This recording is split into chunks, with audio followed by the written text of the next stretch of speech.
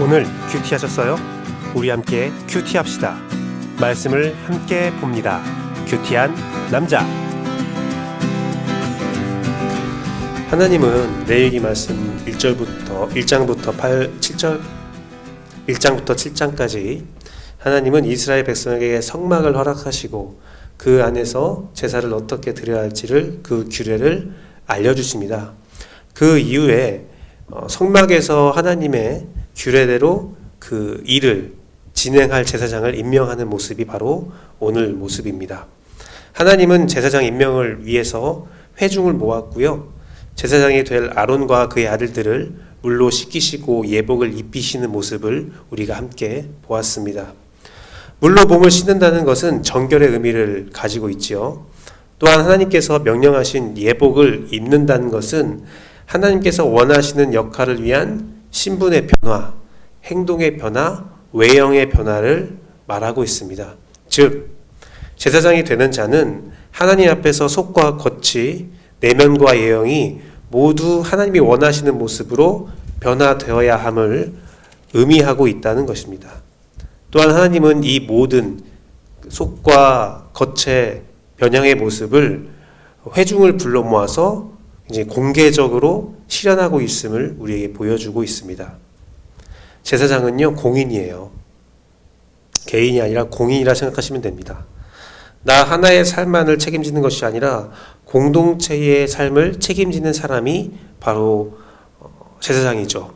회중 앞에서 변화된 나의 모습을 확실하게 보여줄 수 있는 사람만이 제사장의 역할을 담당할 수 있다라고 여러분이 생각하시면 됩니다.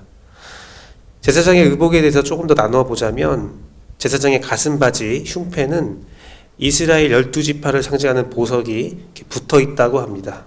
이는 이스라엘 백성을 대표한다라는 대표성을 의미하고요. 에봇은 앞치마 같은 옷인데요. 에봇은 신탁 계시를 의미한다고 합니다. 우림과 둠밈은 오늘날 어떤 모습인지 알지 못하지만 신학자들이 볼 때 뭐냐면 yes or no, 예 아니면 아니요 같은 어떤 제비뽑기 같은 형태의 모습이 아닐까라고 생각을 합니다. 그래서 하나님께 신탁하고 어떤 일을 행할 때에 하나님 뜻이 맞습니까 아닙니까를 이제 제비 뽑듯이 우밈과 둠밈을 통해서 알게 되는 그런 뜻이라는 거죠. 그래서 바른 판단, 판결, 선악의 분별을 의미한다고 합니다. 제사장의 의복에 나타나는 하나님의 원하시는 외형, 보여지는 모습이 바로 이런 것이죠.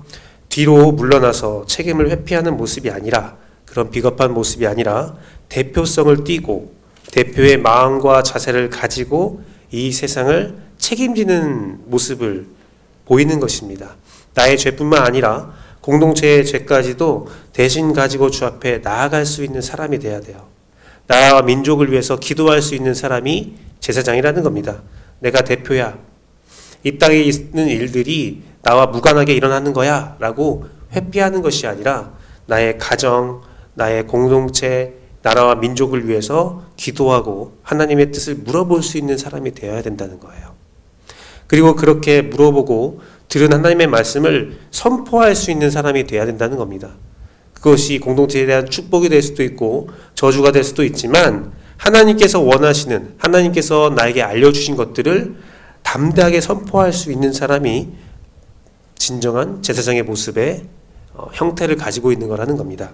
또한 공동체의 모습을 보면서 하나님의 뜻에 비추어서 분별할 줄 알아야 합니다. 무엇이 옳고 무엇이 그른지를 분별하고 바른 길로 나아갈 수 있도록 도와하는 것이 제사장의 모습이라는 겁니다. 그렇기에 좁게는 나의 삶, 나의 가정, 조금 더 확대되어서는 교회 공동체와 내가 속하는 인간 관계들, 더 크게 확대되어서는 나라와 민족의 대표가 되어서 하나님의 뜻을 적극적으로 제시할 수 있는 사람이 제사장의 역할을 할 수 있다는 것이지요. 그러기 위해서는 성령님의 인도하심과 능력과 총명하심과 지혜가 절실히 필요한 것입니다. 신약 성경에서는 우리 모두가, 구원받은 우리 모두가 왕같은 제사장이라고 선포되어져 있습니다. 왕같은 제사장이란 말은 우리가 왕이라 라는 것이 아니라 왕의 뜻에 합하는 왕에게 속해 있는 제사장이라는 뜻이지요. 우리의 왕은 오직 한 분 예수 그리스도이시기 때문에 우리는 예수 그리스도에게 속해 있어서 예수 그리스도가 원하는 일들을 행하는 거룩한 제사장이 되어야 합니다. 그렇기 때문에 우리는 오늘 말씀처럼 예수 그리스도의 보혈에 의지하여 하나님 앞에 나가 내 몸과 마음을 깨끗하게 씻어야 합니다. 거룩하고 정결하게 만들어야 합니다. 그리고 예수 그리스도가 예비하시고 입혀주시는 그 옷을 입어야 합니다. 이것이 바로 에베소서에서 말하고 있는 전신갑주를 의미하며 또한 이것이 바울 사도가 말하는 성령 충만을 의미하고 이것을 전신갑주와 성령 충만을 얻기 위해서 성경은 우리에게 말씀과 기도를 쉬지 말라라고 권면하고 있습니다. 그런데요, 오늘 본문의 말씀을 묵상하고 설교를 쓰면서 아무리 생각해도 잘 못하는 것 같아요. 못해요. 말씀을 아무리 보고 기도를 하고 찬양하고 예배를 드려도 하나님 앞에서 정말 거룩한 모습으로 그런 제사장의 역할을 감당할 수 있느냐? 못해요. 정말 안 돼요. 그래서 우리는 그런 자격이 안 되고 못하기 때문에 계속 우리의 모습을 하나님 앞에서 숨기려 하고 앞으로 나서고 싶지 않고 외면하고 싶은 마음들이 많이 있습니다. 사단은 우리를 넘어뜨리려 하고 사단의 모략과 사단의 책략에 우리는 넘어지고 쓰러지는 게 우리의 모습이에요. 하지만 오늘 말씀을 통해서 여러분에게 걱정하지 말라는 말씀을 드리고 싶습니다.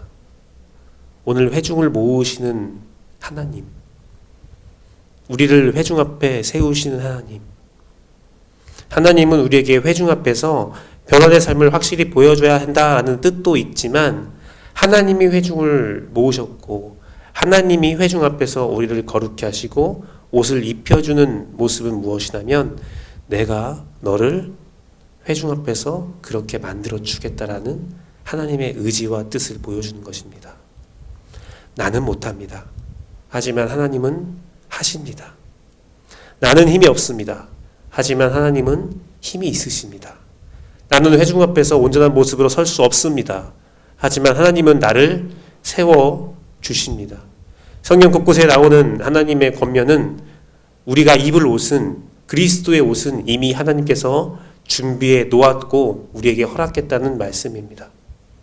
예수 그리스도의 비유가 생각납니다. 예수 그리스도는 이런 비유를 했죠. 왕의 잔치를 여는데 왕의 잔치에 초대할 많은 사람들을 불렀습니다. 하지만 그들은 다 거절했죠. 자기가 바쁘다는 이유로 어떤 일을 해야 한다는 이유로 왕의 잔치를 거부했습니다. 그러자 왕이 거리에 있는 거지들과 불쌍한 자들을 초청하였습니다. 그들이 속속히 그 잔치에 도착하는데 왕이 준비한 예복을 입지 않은 자들이 있었습니다. 그들은 왕의 잔치에 참석하지 못하고 문 밖에서 이를감이 있다고 예수 그리스도가 말씀하셨습니다. 그래서 우리는 왕의 예복을 준비해야 된다고 말을 하는데 그 당시 문화는 왕이 사람을 초청하면 왕이 그 사람의 예복을 준비하는 것이 법도였습니다. 왜 그러냐면 왕의 잔치에 마땅한 입을 옷이 없는 사람들이 많이 있었거든요. 그래서 왕이 그들의 예복을 다 준비했다는 것이 그 당시 문화입니다. 그래서 예복을 입지 못했다는 것은 뭐냐면 왕이 준 예복을 입지 않았다는 겁니다. 여러분, 살아가는 성도 여러분, 우리가 입을 예복은 이미 하나님께서 준비했습니다. 우리가 가야 할 곳, 우리가 걸어가야 할 길, 걸어가야 하는 모든 방법들은 다 하나님께서 이미 예비했다는 사실을 여러분이 기억하고 담대하게 성경대로 살기를 원합니다. 말씀대로 살기를 원합니다. 하나님이 제시하는 그 길을 걸어가기를 원합니다. 하나님의 뜻대로 이 세상을 살아가는, 그래서 그 예복을 입고 하나님의 잔치에 참석하고 회중 앞에 담대하게 설 수 있는 참된 하나님의 제사장 되는 여러분 되기를 간절히 바라고 축복합니다. 기도하겠습니다.